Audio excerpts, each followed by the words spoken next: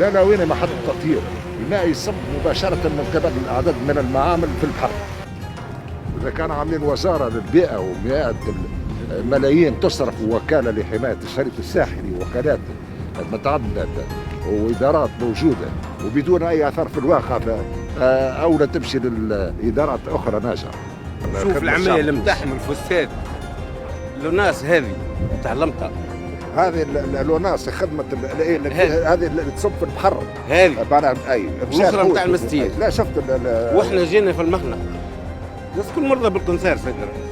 وإدارات جهوية وإدارات محلية ووكالات وقداش من وكالة موجودة، ولكن إذا كان موجودة بالشكل هذا ما تحذف أفضل، ولكن وصلت الجهوية تكون بالعمل بتاعها على الوجه المطلوب. ضيم على من أجمل البحار في العالم. صحيح سيد الرئيس. سيد وزير البيئة هو كان نهار الجمعة باش يجي، وبعد صار مشكلة صغيرة على الحكاية هذه اللي هو السباخ كلها حتى قربة وتزركة زايدة.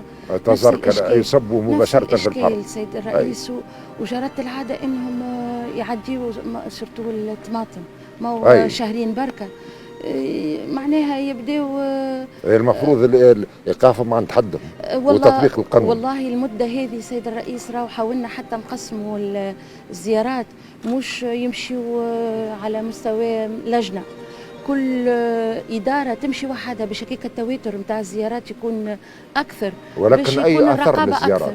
ليه هما يعملوا لهم محاضر ويرتبوا لهم يهزوا يحلوا الماء باش هكاك ما يحتاج لتحليل ولا يلزم تعقل.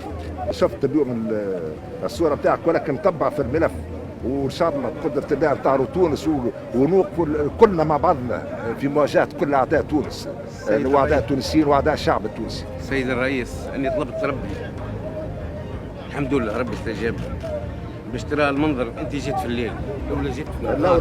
لا خاطر الشغل متواصل الليل والنهار. كيف يسخرك ليل نهار. شوف العمليه اللي متاحم الفساد لوناس هذه تعلمتها. هذه الوناس خدمة هذه اللي تصب في البحر هذه بعد أي الأخرى نتاع المستير. لا شفت واحنا جينا في المخنق بس كل مرة بالقنصار سيد.